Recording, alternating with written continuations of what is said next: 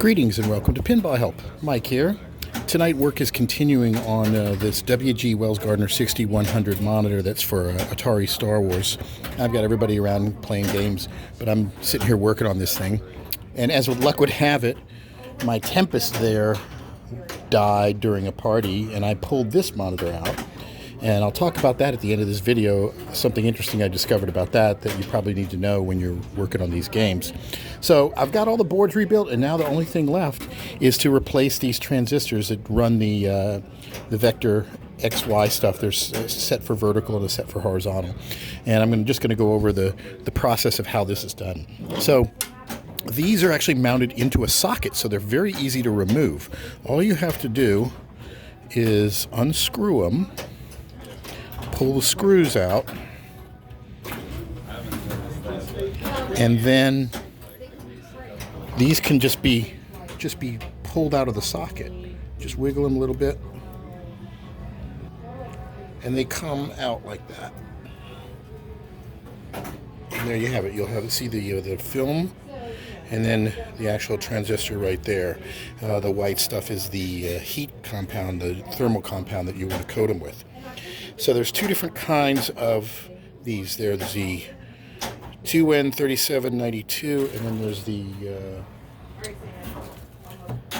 2N3716s.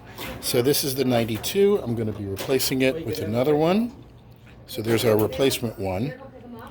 And let's go over what we're going to do with this. So I'm going to first wipe this down a little bit, and then I'll go on the other side and kind of just clean that, and then now we've got that. So get the thermal compound here, and I've got a little thing here, and I'll just dip a little bit in it like that. I'll take this guy and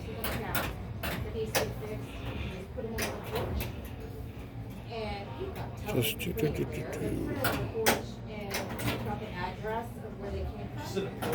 okay.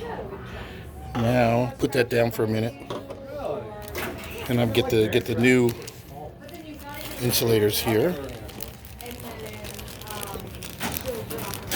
Take this out, and they orient a very specific way.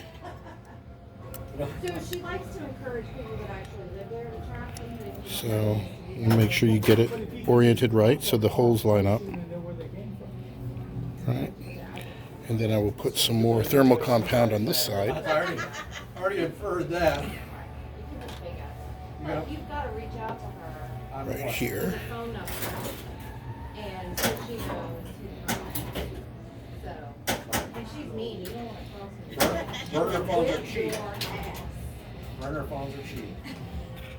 And now that we've got that, okay, we want to make sure we line this up with the holes properly.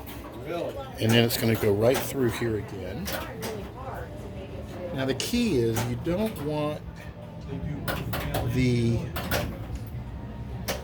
case of the transistor to short against the actual side of the case. And then we're going to take this thing here and push it back into the socket. There we go. And once it fits, you just push it back on. Let's take a look at the other side. I'll turn it around so you can see. So there is the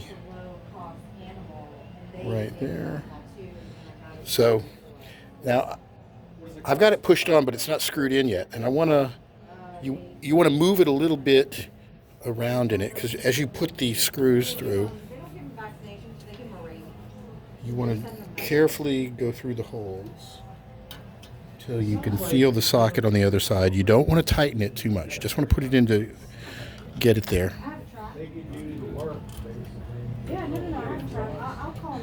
And okay, so Let's go back. Isn't that what Peter got in trouble for doing? All right. Do they, and they're not. Okay, so we got this. Now,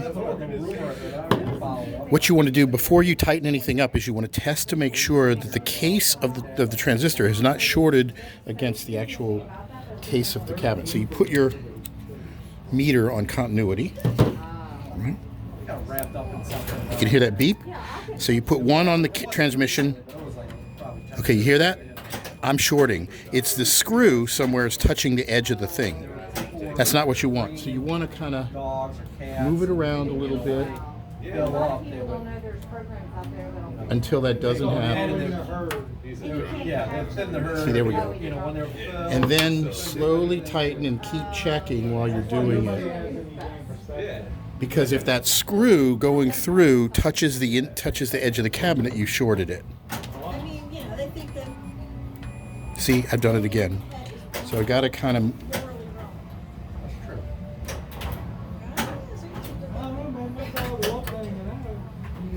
There we go. Right. So I'll have to fiddle with it a little bit. I can see where I've got it off a little bit. So I'm going to loosen this a little bit more. And I'm going to just reorient things a little bit. And just keep testing as you're tightening. Yep. Let me pause while I fiddle with it. Okay, here we go. Now we've got it tested. You have to kind of fiddle with it quite a bit. No continuity, so we're good. So that's how you swap these things out. Now, let me show you what happened with the Tempest. It smoked the other day at a party. And let's take a look at this, the flyback down in here. Look what happened. I don't know if you can see, because we was trying to figure out what happened. They're all selling for like $4,000. Go to a Harley Sports. So there's this thing sticking out of it. Look at it. It like barfed out and melted. That's definitely not supposed to be there. So this whole flyback melted. I think this is a newer one. And this reaffirms what I've heard around in the arcade groups, which is if you don't think the flyback is bad, don't replace it because these newer ones are built like crap. And I think this is a new one, and I replaced it in 2013, and I don't think there was even a couple of hours on the game, less than 10 or 20 hours on the game, and this thing burned up. So I'm going to be searching for a more reliable source for these flybacks than where I got this. I think this might have come from ArcadeShop or Bob Roberts or something, but I'm gonna look and see what my options are because this thing is basically almost new and it's melted. So if you don't replace the flyback if you don't absolutely have to. These older ones are probably much better made than the newer ones. So that's it. Thanks for watching.